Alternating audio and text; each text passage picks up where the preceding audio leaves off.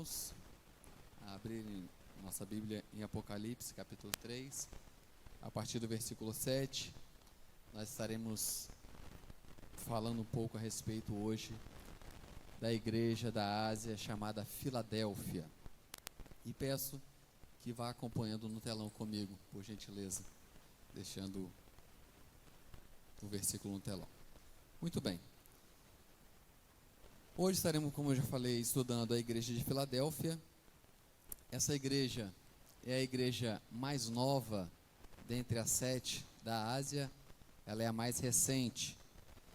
E ela era conhecida como a porta de entrada do Oriente. Por ela, passavam os correios do Império. E também, através dessa cidade, falei da igreja, mas da cidade, Filadélfia, era levada, propagada toda a cultura helenista da época, aquela cultura grega se passava por ali para espalhar por toda a Ásia. E nessa cidade, nessa cidade se encontrava a igreja de Filadélfia. Filadélfia significa amor fraternal ou amor de irmão, que foi através do rei Tálago, que ele homenageou o seu irmão que ele tanto amava. Ele colocou o nome da cidade de Filadelfos, ou Filadélfia. Ela era castigada por muitos terremotos na época, porque ela foi edificada, construída, habitada ali numa região onde havia uma região vulcânica, então havia muitos tremores, muitos terremotos. As rachaduras nas casas, elas eram normais naquela cidade, casas rachadas, edificações rachadas, devido a grandes terremotos. E muitas pessoas que ali moravam, elas se mudavam da cidade por conta desses tremores, por conta dessa instabilidade. E alguns habitavam até em tendas ao redor das cidades por conta dessa instabilidade. Essa cidade também, ela mudou de nome algumas vezes. Por volta do século 90 a.C., a cidade foi totalmente reconstruída pelo imperador da época, E o imperador, ele poupou a população de pagar impostos para que a cidade fosse reconstruída. E eles deram um novo nome para essa cidade, que foi Neo-Cesareia, ou seja, a nova cidade de César. E algum período depois, Flávio Vespasiano, ele também é homenageado por essa cidade passa a se chamar Flávia.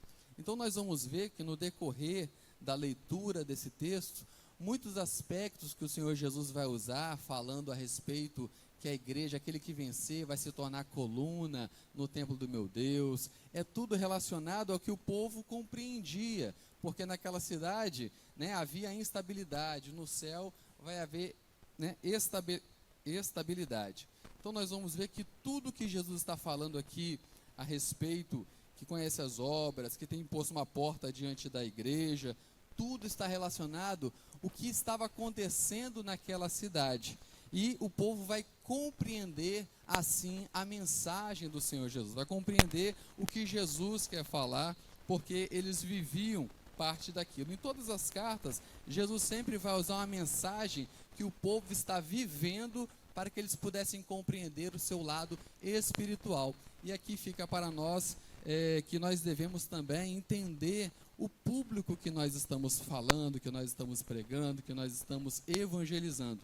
Nós estudamos no mês passado no IBAD a respeito de homilética, que o pregador ele tem que saber o público que ele está falando, para levar uma mensagem que o público compreenda.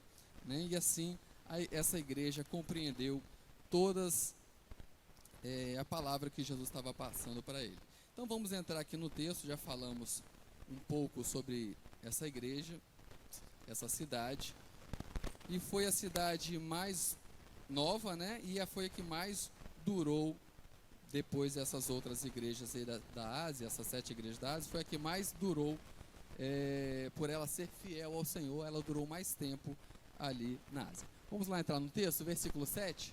Toda a igreja comigo? E ao anjo da igreja que está em Filadélfia,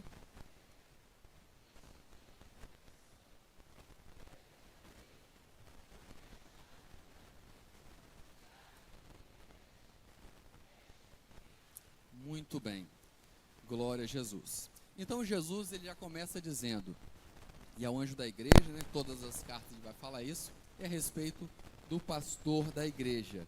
E ele se identifica nessa carta dizendo, isso diz o que é santo.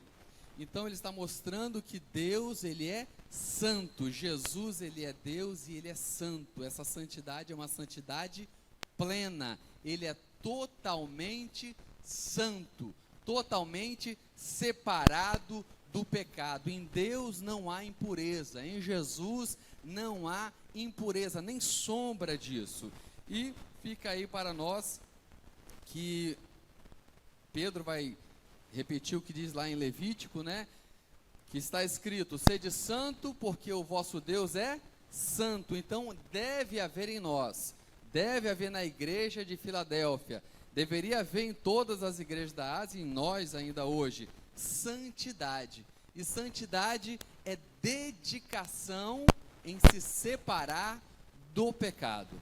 É uma dedicação, não é simplesmente, né, ficar separado ali, mas deve se dedicar em ser santo, em buscar santidade, em buscar ser parecido com o Senhor.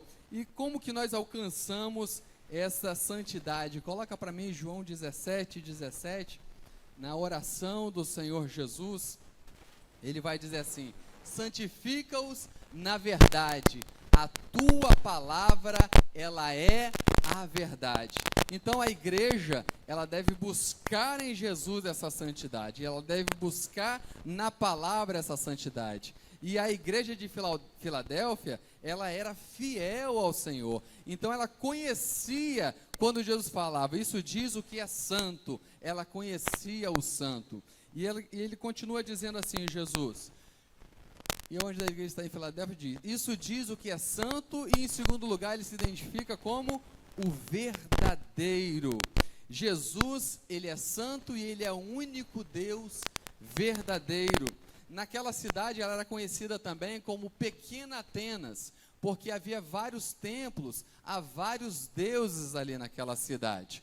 Então, numa cidade onde era conhecida como Pequena Atenas, que havia tantos falsos deuses, tanto paganismo, Jesus se apresenta não como mais um Deus, mas como Deus verdadeiro, veraz, único. Na cidade dos falsos deuses, Jesus é o verdadeiro. Por quê? Porque ele é o caminho, o único caminho que conduz à vida eterna. Ele é a vida e ele é a verdade. Jesus é a verdade. Nós lemos aqui, João 17:17, santifica-os na verdade, a tua palavra é a verdade. Então Jesus, ele é santo, ele é a própria palavra, porque essa palavra é a verdade. E o servo dele não deve viver em mentira. E essa igreja, ela é totalmente elogiada pelo Senhor Jesus. Não tem uma crítica sequer.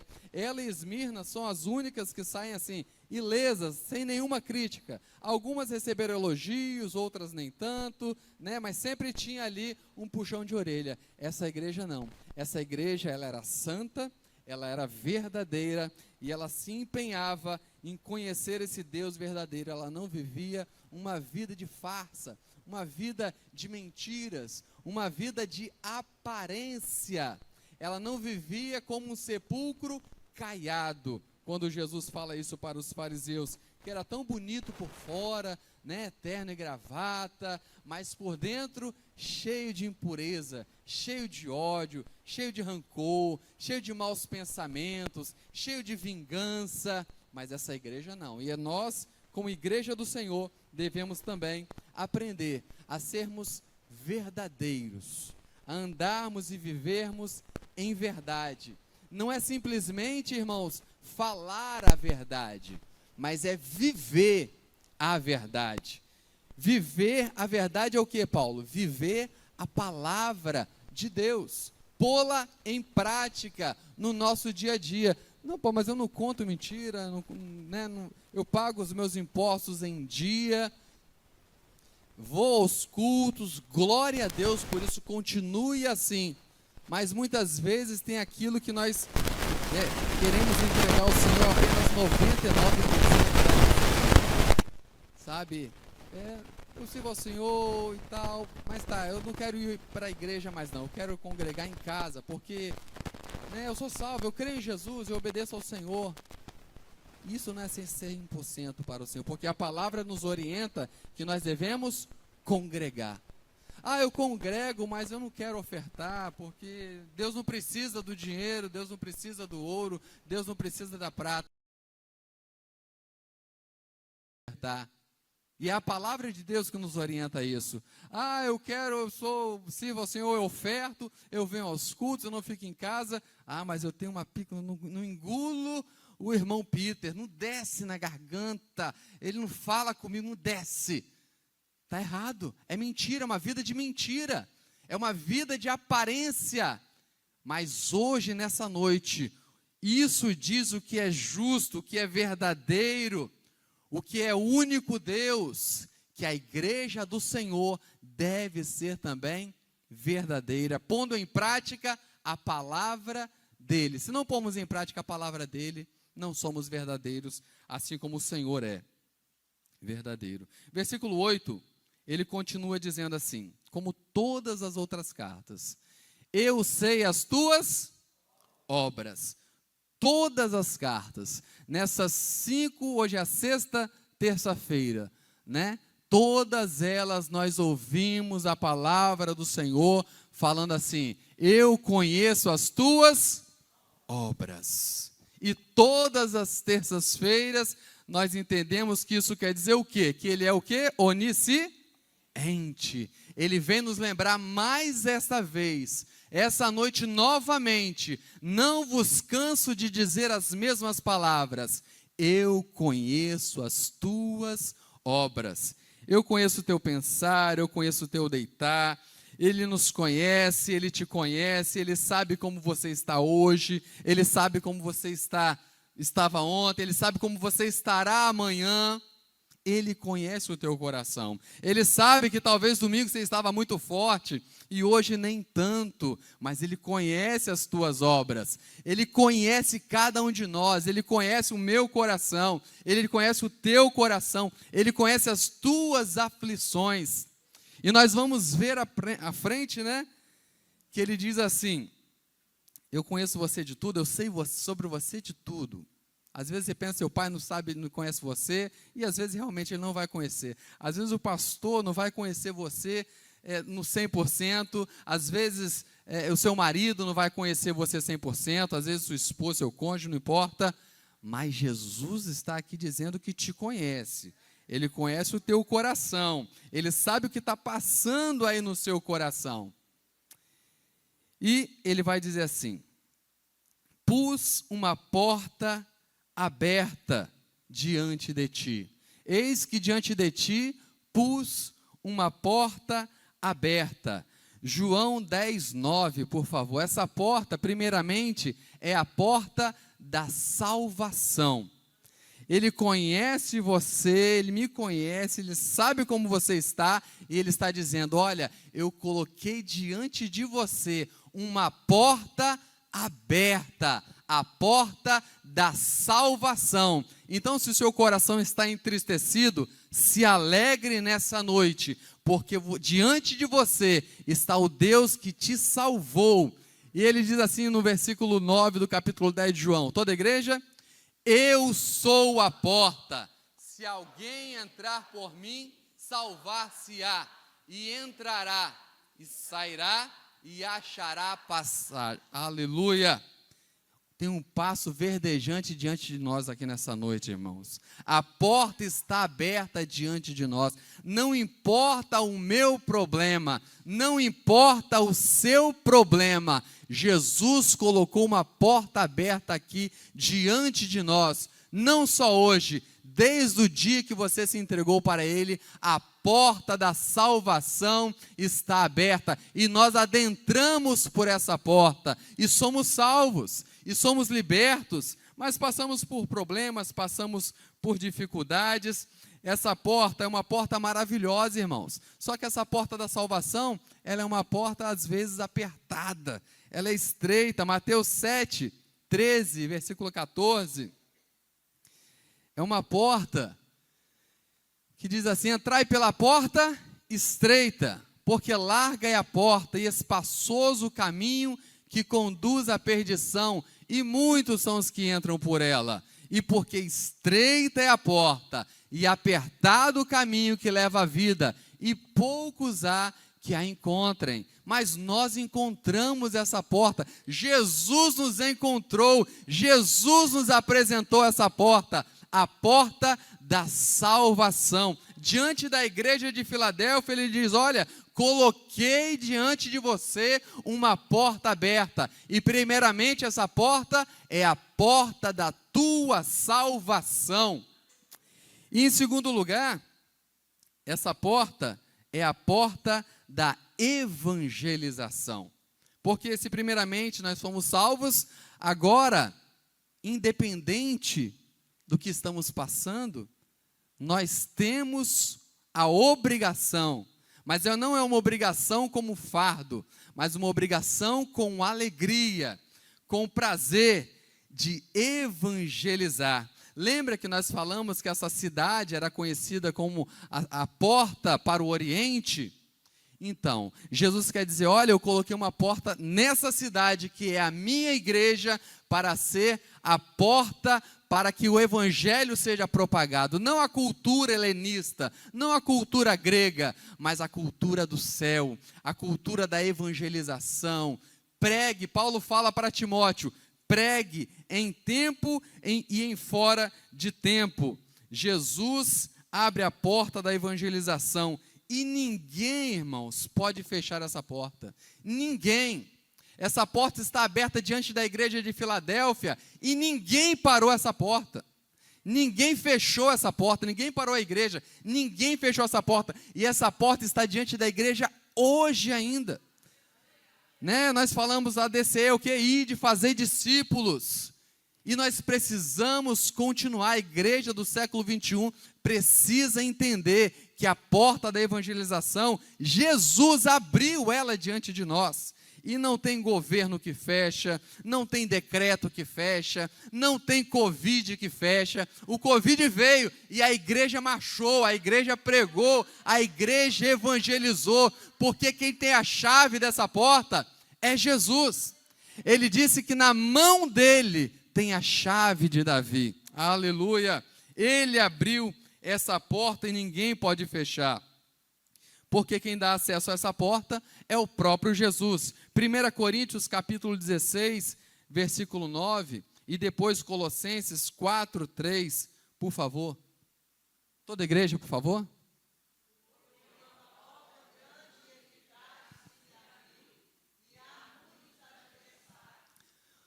Só aquilo lá mesmo, tá ótimo. Volta lá, por favor. 1 Coríntios 16, 9, volta lá. Porque uma porta grande e eficaz se me abriu, e há muitos adversários. Era a porta da evangelização que Paulo estava pregando. Agora lá em Colossenses 4:3, toda a igreja? Orando também juntamente por nós, para que Deus nos abra a porta da palavra, a fim de falarmos do mistério de Cristo, pelo qual estou também preso. A pregação da palavra, a porta da palavra. Precisamos orar ao Senhor para entendermos que esta porta, irmãos, está aberta diante de cada um de nós. Não é diante do pastor da igreja, do presbítero, do diácono, não, é diante da igreja do Senhor. Ele não disse assim: eu coloquei uma porta somente para o anjo da igreja. Não, eu coloquei uma porta aberta diante de vós, diante de todos vocês. E mais uma vez, ninguém pode fechar essa porta. 2 Timóteo, capítulo 2, versículo 9 até o 13. Vamos lá, toda a igreja? Pelo que sofro trabalhos e até prisões como um malfeitor, mas a palavra de Deus não está presa. Portanto, tudo sofro por amor dos escolhidos, para que também eles alcancem a salvação que está em Cristo Jesus com glória eterna. Palavra fiel é esta, que se morrermos com Ele, também com Ele viveremos. Se sofrermos, também com Ele reinaremos. Se o negarmos, também Ele nos negará. Se formos infiéis, Ele permanece fiel, não pode negar a si mesmo. Então nós vemos aqui, irmãos, que se nós sofrermos pregando o evangelho, Ele vai nos sustentar, Ele vai nos fortalecer. Agora, se nós o negarmos, irmãos, Ele também vai nos negar. Se essa porta está aberta diante de nós, e nós não passarmos por ela, essa porta da evangelização, essa responsabilidade que Deus deu para todo crente, nós iremos prestar contas. Mas se nós formos infiéis, irmãos, diante do Senhor, Ele permanece fiel para com a justiça dEle, para cumprir toda a justiça dEle contra aqueles que foram infiéis contra Ele, contra a palavra dEle, contra essa porta que está aberta. Então é noite de despertamento. Essa igreja entendeu essa mensagem. E ele continua dizendo, né? Ele diz no começo assim: eu conheço as tuas obras. Ele conhece. Eis que diante de ti pus uma porta aberta e ninguém a pode fechar.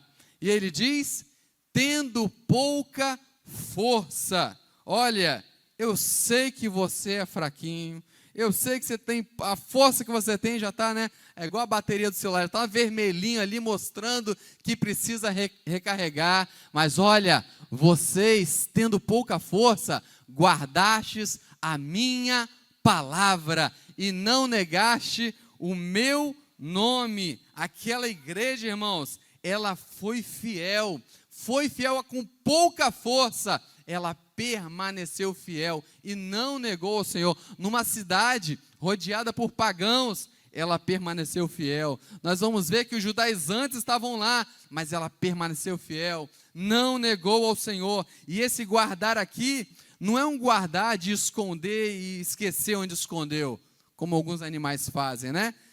Mas é o esconder, o guardar de proteger, de cuidar, de não mudar o que está aqui escrito, sabe? É algo como o salmista diz, escondi a tua palavra no meu coração, para quê? Para ficar escondido da poeira? Não, para não pecar contra ti. É um guardar de não alterar, de não mudar. Para quê? Para eu observar, para eu pôr em prática como ela é, não, para não tornar o evangelho de Jesus Cristo palatável ao mundo, sabe? Ah, está muito duro aqui, deixa eu dar uma mudança, porque está perdendo crente, poxa, tem um monte de deuses aí, né? Estão perdendo, a igreja está esvaziando, vamos encher, vamos permitir algumas coisas, a Bíblia está sendo muito radical, precisa ser atualizada, né? Deus é amor e tal, mas essa igreja não, olha, vocês guardaram a palavra como ela é, vocês verdadeiramente pregam que existe apenas dois caminhos, o céu e o inferno, a porta larga e a porta estreita. Ensinam que Deus é amor, e é mesmo, mas Deus também é justiça. Deus também é justiça. Venha como estás, mas tem que nascer de novo, porque quem não nascer de novo, não pode ver.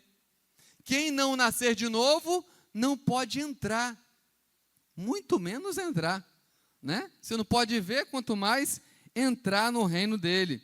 Então vocês guardaram, vocês foram fiéis. Essa igreja era uma igreja fiel, uma igreja que não se vendia, que não se seduziu pelo mundo e não deixou o mundo entrar nela também. Ela foi fiel, tendo pouca força. E aqui, né, eu quero contar uma experiência para os irmãos, que esses dias uma pessoa virou para mim e para outro obreiro aqui da casa do Senhor e falou: olha, eu admiro vocês, né? Porque vocês são fortes e tal.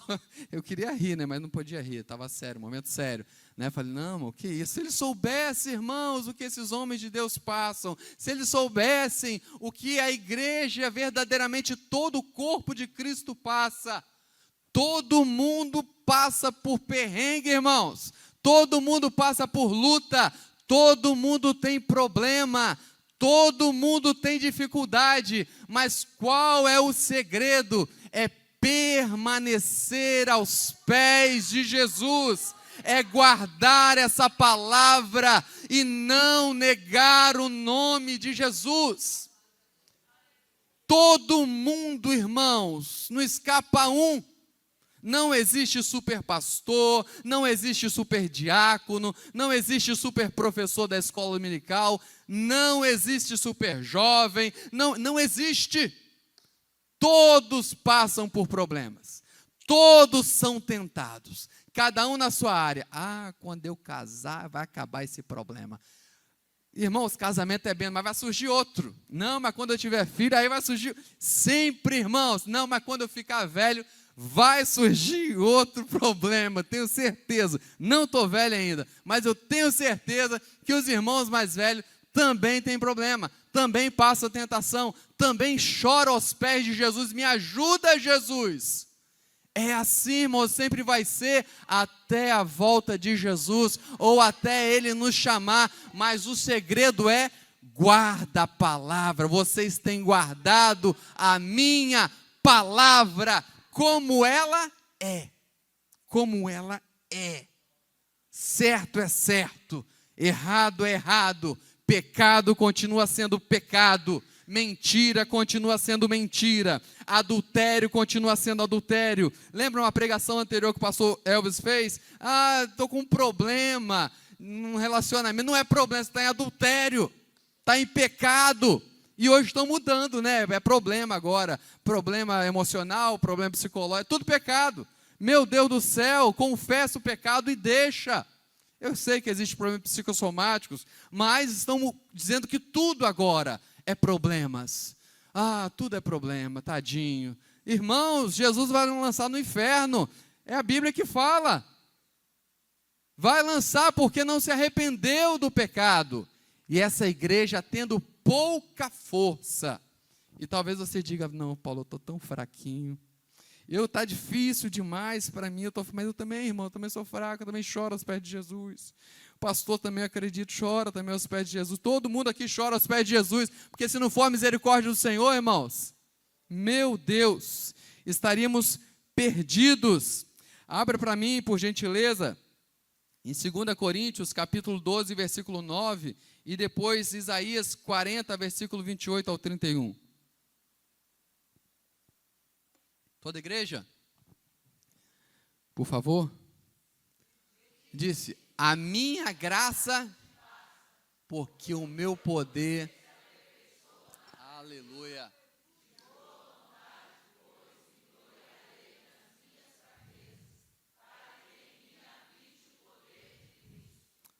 Até o 13. Pelo que sinto prazer nas fraquezas.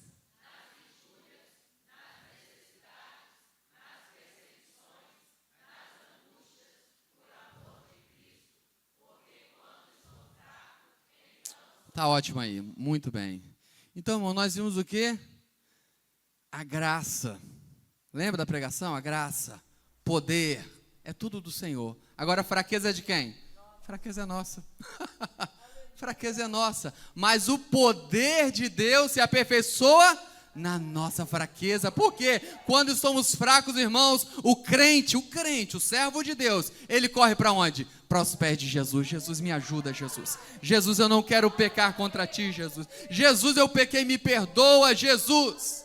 Tristeza segundo Deus, que gera arrependimento, gera salvação, diferente do mundo, que peca e não sente nada, adultera e não sente nada, conta mentira e não sente nada, sente ódio no coração e não sente nada, só ódio, não vai se arrepender, não vai pedir perdão, não fala, desvia, atravessa para o outro lado da rua, está errado, mas o crente não, O crente, o poder de Deus, ele vai se aperfeiçoar na fraqueza do crente. Aleluia! Porque quando estou fraco, é aí que estamos fortes.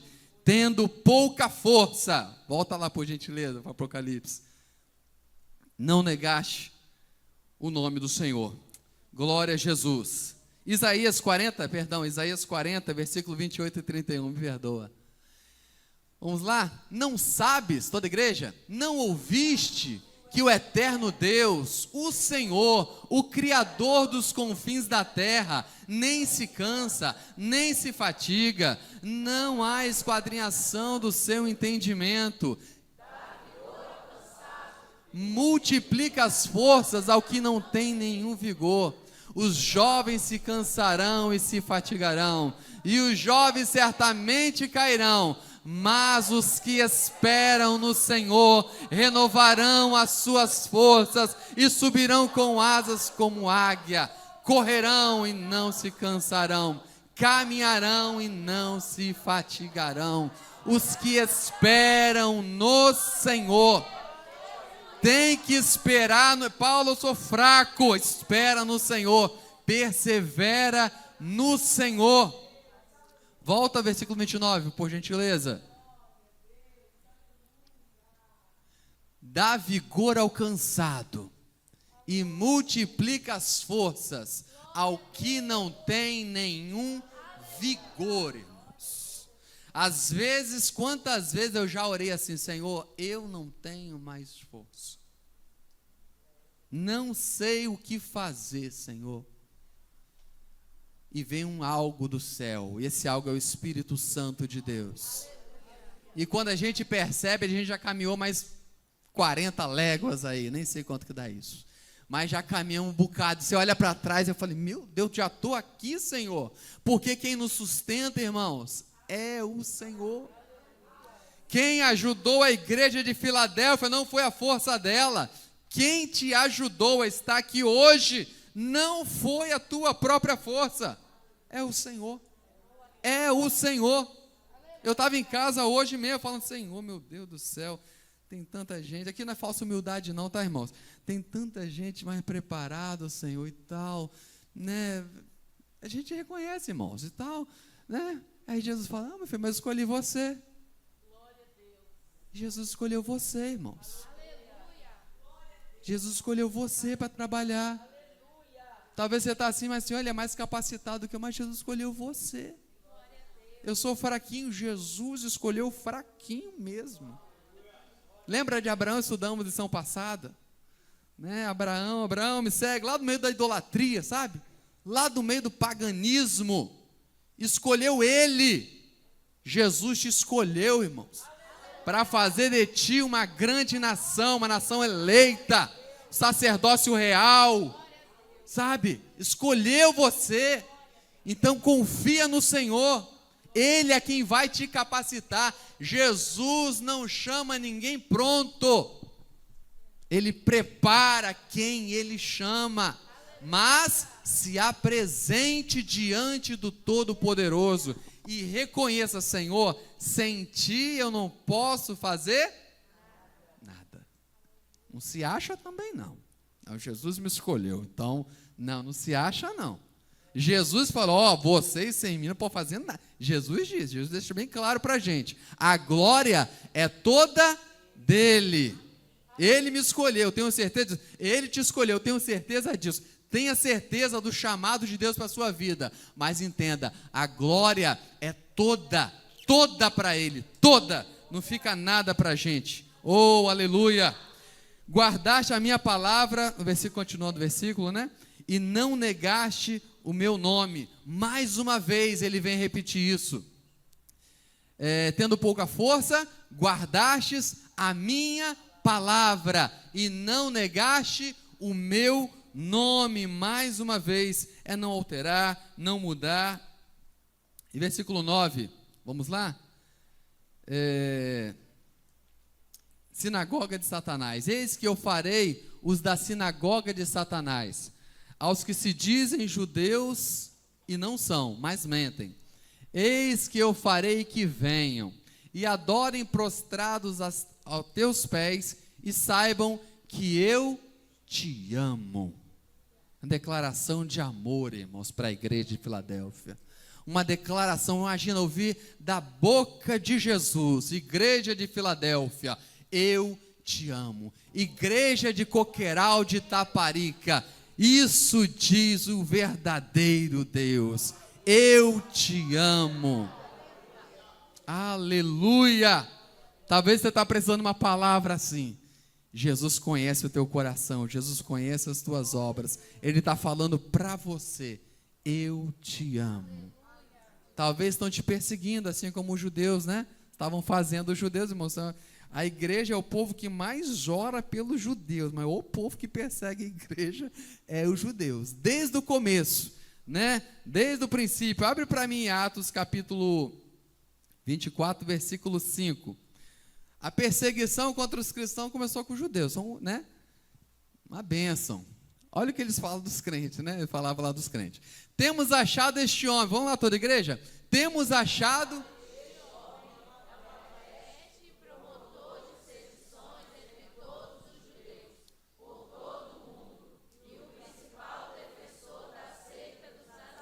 Esse homem Paulo, não era eu não, né? Era o Paulo lá da Bíblia. É uma peste. Aquele crente é uma peste. Os judeus, irmãos, detestavam os crentes, eles perseguiam, chamavam a gente de peste. Aí falava, ó, promotor de sedições, eles que causavam os tumultos da vida, né? E chamava a gente de peste, e ó, é o principal defensor dessa seita. Chamava os crentes, né, de seita, desmoralizando, e eles continuaram perseguindo no decorrer dos séculos os cristãos, sempre perseguiram, e nós vimos isso também na igreja de Esmirna, né, essa perseguição que teve contra os cristãos, porque eles não aceitavam que a salvação fosse para os judeus, eles queriam que os judeus, tinha até os cristãos judaizantes, mas queria que eles seguissem a lei de Moisés, porque se não seguir a lei de Moisés, não é salvo, tem que se circuncidar, e Paulo bateu muito nesses judaizantes aí, e aqui nessa igreja havia essa perseguição aí por parte dos judeus contra a igreja de Filadélfia, contra a igreja do Senhor, mas Jesus, né, deixa bem claro para ele, e nós vimos na lição passada, as promessas para Israel. É um povo diferenciado, irmãos. Não podemos ser antissemita aqui não, pelo amor de Deus, são crentes. A Bíblia manda orar por Israel, amar esse povo, né? E existem promessas que ainda vão se cumprir no milênio, né? Depois da grande tribulação. Essa parte eu deixo para o pastor Mário. Isaías 49, 23, nós vamos ver uma dessas promessas. Isaías 49, 23. E os reis serão os teus aios, os teus guias, né, os teus pedagogos, e as suas princesas, as tuas amas, diante de ti, né, isso aí é Israel. Se inclinarão com o rosto em terra e lamberão o pó dos teus pés, falando sobre Israel. E saberás que eu sou o Senhor, e os que confiam em mim não serão confundidos. Olha a promessa que da antiga aliança faz para o povo de Israel, que as nações viriam e lamberiam os pés, né, dos judeus, né, se prostrariam diante deles. Mas como eles negaram a Cristo, o relógio de Israel deu uma parada, o cronômetro ali parou e abriu-se o relógio da igreja. E agora essa promessa vem para nós, que Jesus fala, olha, esses que dizem que vocês não são salvos, todo mundo, não só os judeus, irmãos, toda a terra vão se prostrar e adorar ao Deus aos nossos pés. Deus nos dará autoridade sobre toda a terra, regeremos a terra com vara de ferro. Essa é a promessa para a igreja do Senhor. E quando a igreja for arrebatada, né, aí volta o relógio de Israel. Mas fica aí a promessa do Senhor, tudo isso porque Ele nos ama. Às vezes vem perseguição contra a igreja, vem perseguição contra os irmãos, contra mim, contra todos nós, mas o Senhor está sempre nos guardando. A perseguição virá mesmo, sempre aconteceu contra o povo de Deus, contra a igreja, e sempre continuará, mas o Senhor é aquele que nos guarda, é aquele que nos protege. O versículo 10, E mais uma vez, irmãos, a palavra-chave aqui desse texto é guardar. Como guardastes a palavra da minha paciência, também eu te guardarei da hora da tentação. Guardastes a palavra da minha paciência. Mais uma vez, a tua palavra escondi no meu coração para não pecar contra ti. Nós precisamos guardar essa palavra do Senhor. Mas é interessante que ele fala a palavra da paciência. No mundo onde nós clicamos no celular, e se ele demorar 5 segundos em abrir e ficar aquele reloginho lá passando, a gente já fica com vontade de tacar na parede, um mundo imediatista, né? Que você envia a mensagem, se a pessoa não olhou, meu Deus do céu, por que não me responde? Está online, e fica ali ansioso. Jesus vira para a igreja de Filadélfia e para nós hoje diz: como guardaste a palavra da minha paciência. O crente tem que ser paciente, irmãos. Minha filha falou assim: pai, Jesus está demorando, né? Eu falei: minha filha, você tem 5 anos e está falando que está demorando.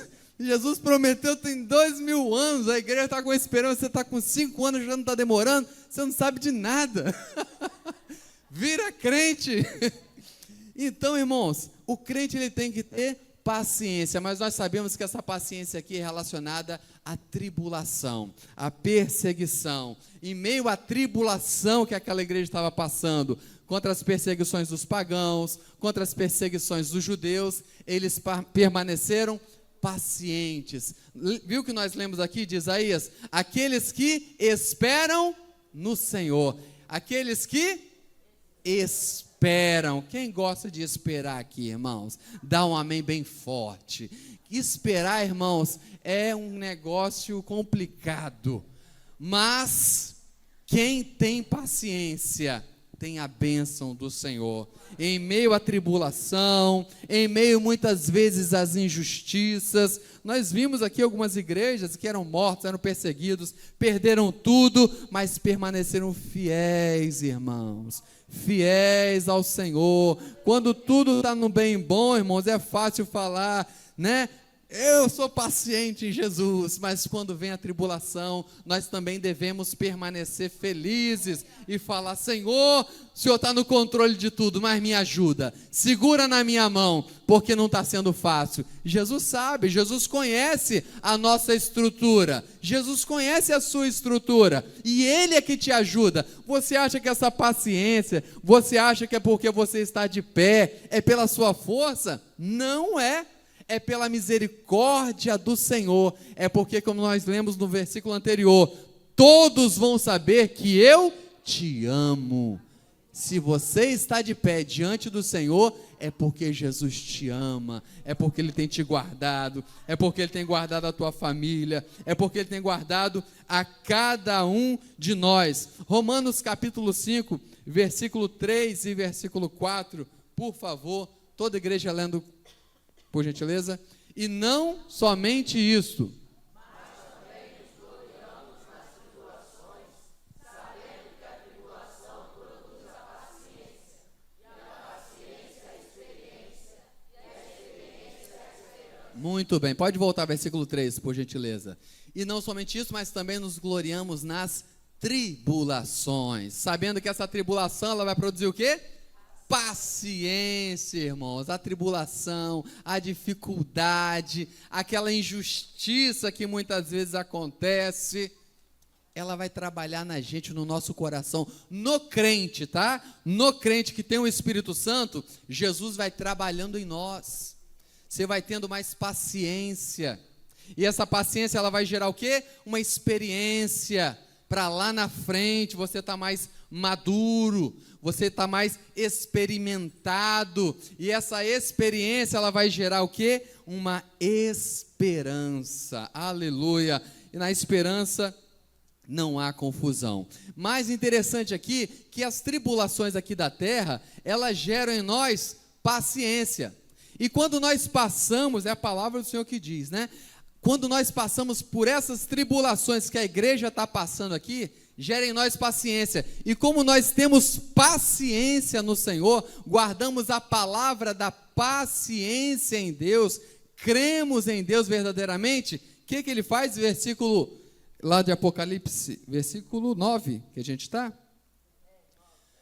Essa experiência, essa paciência, 10, isso, obrigado. Como guardar esta palavra da minha paciência, também eu te guardarei da hora da tentação, que há de vir sobre todo o mundo, para tentar os que habitam na terra. Olha só, a igreja passa por essa tribulação aqui na terra, né? E vai gerando em nós paciência, experiência, e vamos crendo e confiando e esperando no Senhor, mas virá uma grande tribulação. E quem teve paciência não passará pela tribulação, porque o texto é muito claro. Também eu te guardarei o quê? Da hora da tentação, da tribulação. Não é na hora da tribulação. A igreja, eu pelo menos sou pré-tribulacionista, aprendi assim. Quem não é, né, Deus o sabe. Se vai passar ou não vai, aí fica por conta de cada um. Mas a Bíblia aqui está dizendo que guardarei da hora da tentação. Então, quem for paciente se livrará desse grande mal. O versículo 11, para a gente já vai finalizar, diz assim: eis que venho sem demora. Esse venho sem demora está ligado ao versículo 10. Quem for fiel, quem for paciente, fique atento, porque esse venho sem demora não é um tempo cronológico, não é horas, mas é um princípio que nós devemos estar a todo momento prontos, preparados. Olha, Filadélfia, esteja preparada a todo instante, porque ninguém sabe o dia e nem a hora em que o Filho do Homem há de vir. Mas venho sem demora. Já passaram-se aí 2000 anos, várias gerações de crentes se passaram, mas e os crentes permaneceram. Jesus vai voltar, Jesus vai voltar. E nós continuamos aqui, os sinais estão se cumprindo. Não sabemos quando será, mas cremos que Ele voltará. Então nós devemos estar prontos a todo tempo, com paciência, confiando no Senhor, sendo fiéis a Deus. E interessante aqui, irmãos, lendo esse versículo, a gente vendo a palavra de Deus, nós precisamos estar com paciência, esperando o Senhor, obedientes ao Senhor, fiéis ao Senhor, amando uns aos outros, amando, irmãos, o nosso próximo, principalmente os da nossa casa, os da nossa família, que nós convivemos, porque às vezes passamos o dia inteiro trabalhando e chegamos em casa, os filhos vão para onde? Muitas vezes para o celular, e está dentro de casa, mas não está perto, e às vezes a gente se afasta, estamos juntos, mas estamos distantes, e não tem uma conversa, não tem um papo, não tem uma brincadeira, não tem um momento de prazer, sabe, de alegria entre família, e come vendo o celular, e come vendo televisão, e não tem mais aquela questão da mesa, né, aquela coisa linda, bonita, o pai, a mãe, os filhos, está se perdendo isso, mas a igreja não pode perder, irmãos, porque senão, irmãos, nós vamos perder a nossa família. Isso também é amor, isso também é desobedecer a palavra de Deus, se for contra isso. Obedecer a palavra de Deus é em tudo. No sentar, lembra lá em Deuteronômio que fala no sentar, no levantar, no partir do pão, falando de Jesus. Às vezes tem aquela conversa gostosa, porque, irmãos, eu estava até conversando com a minha mulher esses dias, amor, às vezes a gente vai para o trabalho, né, e a gente não sabe se a gente volta. A gente fala tanto isso às vezes, né? A gente não sabe, porque é tão normal. Eu vou trabalhar, volto para casa, vou trabalhar, volto para casa, vou para a igreja, volto para casa, vou para o trabalho, venho para a igreja, vou para casa, e vira uma rotina, e às vezes a gente esquece que a nossa vida é o quê? Um sopro, passa, e às vezes, irmãos, a gente só vai perceber quando a gente perde. Então, esse aguardar, né, Jesus vem sem demora, é maravilhoso, a igreja tem que estar atenta a isso, mas temos que estar atentos aos pequenos detalhes também. Aproveite o momento com sua mãe, com seu pai, com seu irmão, com a sua irmã, com seu filho, com o seu marido. Isso é importantíssimo, irmãos, porque depois passou, depois é tarde demais, e às vezes teve a oportunidade e não se aproveitou, ou o filho cresceu e vai embora, e falei, poxa, eu poderia ter mais tempo com meu filho, com a minha filha. Irmãos, isso é importante demais, e a igreja precisa estar atento a isso também, porque faz parte do evangelho, do cristianismo, sermos exemplo para os nossos filhos, sermos exemplo para a nossa família. E ele continua dizendo, né? Vamos lá, eis que venho sem demora. Vamos lá, toda a igreja? Guarda. Mais uma vez, guarda o que tens. O que você tem, igreja de Coqueiral de Itaparica? O que você tem, igreja de Filadélfia? O que você tem, irmão Paulo Roberto? Guarda o que tens. O que eu tenho? O que você tem? Essa igreja, ela tinha guardado a palavra da paciência. Essa igreja conhecia o verdadeiro Deus. Essa igreja, ela permaneceu fiel. Essa igreja não negou o nome do Senhor. Mas o que eu tenho para guardar para o Senhor? Eu tenho guardado o que neste depósito do meu coração? O que nós temos guardado? Fica aí a reflexão, e ele deixa essa reflexão para a igreja, porque era uma igreja que não tinha nenhum defeito, só elogios, mas ele fala, ó, eu venho sem demora, hein, mas guarda o que tens, para que ninguém tome a tua coroa, para que ninguém tome o teu lugar, ninguém tome a tua coroa. Então vamos guardar, vamos estar atentos a isso. E versículo 12, ele vai dizer assim, a quem vencer, eu farei coluna no templo do meu Deus, e dele nunca sairá. Lembra que nós falamos que nessa cidade, ela foi construída sobre um terreno vulcânico, né? E havia muitos terremotos, muitos tremores, as casas, elas eram rachadas, né? Trincadas, muitas pessoas se mudavam das cidades, ou viviam ao redor da cidade.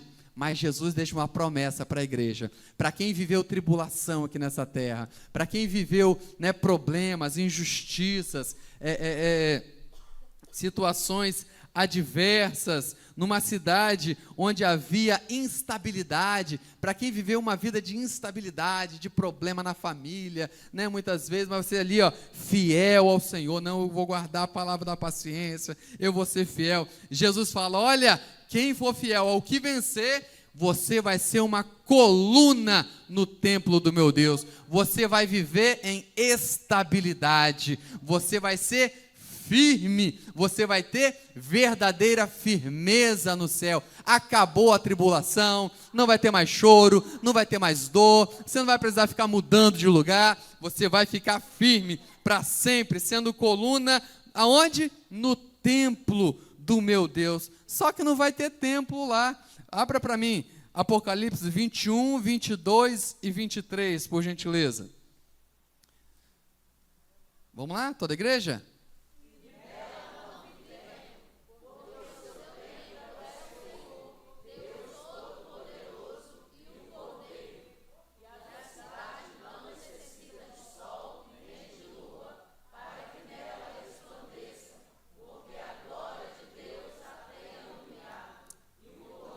É a sua lâmpada, aleluia. Nela não vi templo, porque quem é o templo?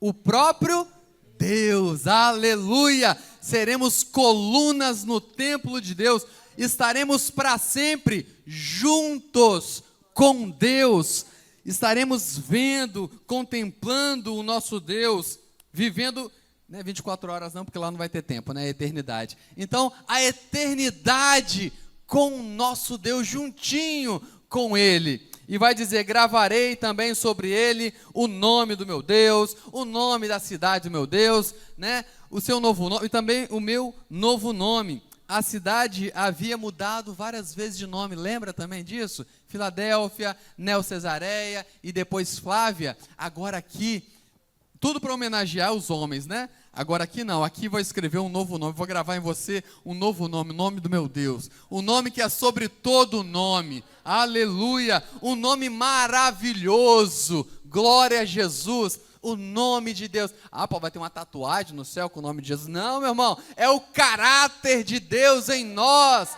assim como Ele é, também seremos e o veremos, aleluia. Abra para mim, 1 João, capítulo 3, versículo 2, que diz assim, 1 João, isso, obrigado. Amados, toda a igreja, amados, agora somos filhos de Deus, e ainda não é manifesto o que havemos de ser, mas sabemos que quando Ele se manifestar, seremos semelhantes a Ele, porque assim como é, o veremos. Teremos em nós a marca verdadeira, né, o selo, o caráter 100%, porque aqui nessa terra, né, em parte conhecemos, né, aqui tudo em parte, irmãos, porque nós somos limitados, mas lá no céu nós o veremos e seremos semelhantes a Ele. E o versículo 13, para finalizar, diz assim: quem tem ouvidos, ouça o que o Espírito diz às igrejas. Que venhamos, irmãos, estar firmados no Senhor em meio às tribulações. Guarde a palavra da paciência, né? Virão terremotos, virão situações adversas na nossa vida, mas o Senhor é aquele que nos guarda. Ah, irmão, eu tenho pouca força. Glória a Jesus, mas guarde a palavra de Deus, porque Jesus vai te aperfeiçoar, Jesus vai te fortalecer. Guarda o que tens, para que ninguém tome a tua coroa. Vamos caminhar firmes juntos para os céus, um ajudando o outro, um orando pelo outro, e o nome do Senhor será glorificado para sempre nas nossas vidas, até a volta dele. Que Deus abençoe a igreja, em nome de Jesus.